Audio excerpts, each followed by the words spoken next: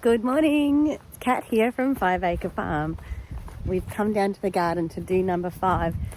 It's a little bit windy today and I'm hoping that it will not impact the recording too much. We'll see how we go. But first of all, I would just like to say a massive thank you to Diane and Samson who gave us a shout out this morning. They did a brilliant video about just different homesteading channels from like all Australian channels. It's really cool. It's really nice to have them give us a shout out, but also to see them as well give other people shout outs, that other channels that we watch, but also other channels that we had never actually watched before. And I think there was maybe 4 or 5 that we didn't even know about. So that's cool. It's really nice.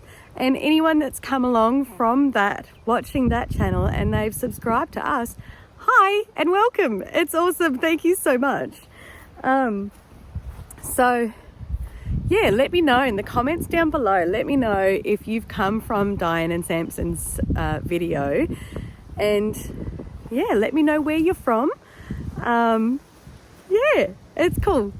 It's just exciting. I love that kind of thing. The community is just amazing within the whole gardening community within Australia and overseas is phenomenal. It's really, really cool. So number 5.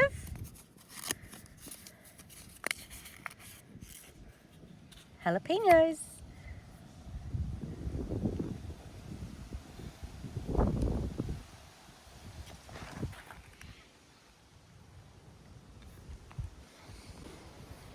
So it's the perfect time to be doing chilies at the moment here in Australia as well. So we've got some chilies there, and over here there's some more chilies, and in this little garden bed down here too.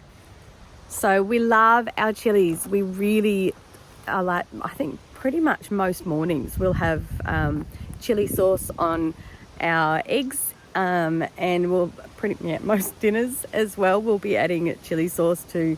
So we have made our own chili sauces from the last place that we were living in. I'm just trying to work out where the wind is coming from so I can try to minimize the sounds. We've planted heaps. There's more chili plants on the other side of the garden as well.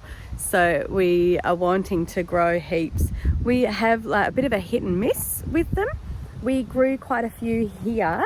In our old place, we really struggled to grow them, and there was a few plants that did do quite well, but others that didn't do well at all. So I think we've I don't know how many plants we've got, maybe 40, it probably is actually around about 40 chili plants already going, but they preserve so well that we can just have heaps of sauces, and we can also give them away to people as well, which is always nice. It's one of my favorite things about growing an abundance. It's really nice to be able to share any of the produce that we've made. And people really enjoy, especially when we have friends come to visit, and when they're leaving we normally do a bit of a harvest and collect some things for them and eat raspberries while we're doing it. It's lovely. It's really nice. So we've also had a question from Christina, who said about our things not being netted, and I've just spotted there's a white cabbage moth in there at the moment. So we do net things mainly when we're doing a lot of brassicas, so like the broccolis, what else, the kale and that kind of thing. Sometimes we literally will plant like a whole heap so that then those ones will help protect the other ones. So there's so many brassicas that we plant that end up, it's sort of like a sacrificial crop that we'll be putting in the ground as well. But we do get a lot of the white cabbage moths.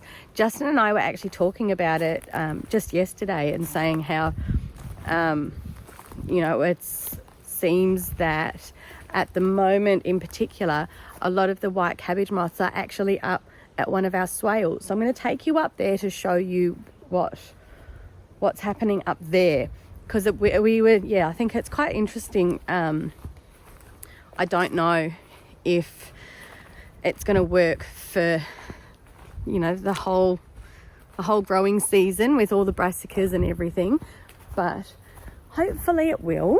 So we're now at the other end of the property, and this is where we have one of the top swale, and Justin has planted the green manure along there, which included a whole lot of the radish. It's called tillage radish. So it's not really one that you eat, but it's growing really well here. And we came up for a bit of a walk yesterday and we noticed that there's heaps and heaps of the white moths and other butterflies and things flying around. So we think that because there's so much here, that's sort of encouraging them all to come here instead of going to the veggie patch. But yeah, we don't know if that's going to work for when we're doing a whole heap of broccolis and yeah, that we want to do cauliflower and heaps of cabbages as well. But at the moment it seems to be working. So yeah, but we may need to do some netting as well. We'll just have to wait and see how we go. And yeah, fingers crossed though, that'd be really cool if this whole area here brought most of the white moths up here to then save our veggie patch. So there's a few other things that you can do to help deter the white cabbage moths as well. So there's the derris dust, which is like a white powder that you put onto the leaves. But there's certain times when you can't use that. It's like when it's raining, it washes off, and when it's hot as well, because it can sometimes dry out the plants and the ground a little bit. So if the plants are already, like if things are already a little bit dry, I wouldn't recommend that at all. But there is also another thing that we haven't tried, and so I don't know if it'll actually work or not, but apparently the white cabbage moths are actually quite territorial. So you can buy these little, like there's a stick, and at the top of the stick is a fake white cabbage moth. So you can stick them in the ground, and then the real cabbage moths will fly around and they'll see those and think, right, you're there, I'll go somewhere else. So that's a possibility as well. That could work. Yeah, some little ideas. But yeah, so we probably will end up doing some netting over the top when we do most of our winter veg. We do have the cabbage growing at the moment. That's where we saw one of the white cabbage moths. And yeah, it is, we do definitely get them. Look, you can see the eggs there. So there's eggs on the back of them. But they seem to not, there's not too many at the moment. So we'll see how we go. We don't know if were they cabbage or cauliflower? I think they might be cauliflower. Anyway, either, we're not sure if they'll just get completely destroyed by the caterpillars or not. The other thing you can do is flick off the eggs. So yeah, but you've got to check every single leaf and make it like a daily thing that you come along and actually just flick off the eggs, so that then when they do hatch, the caterpillar's got nothing to eat. Yeah, there you go. I hope that helped.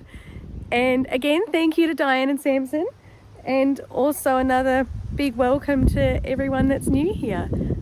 Yeah, comment below if you've got any questions, or yeah, just say hello. Love hearing from everyone, and we do try to reply to everyone. Sometimes it's not straight away, but a few days. Yeah. Anyway, I will see you tomorrow. Bye.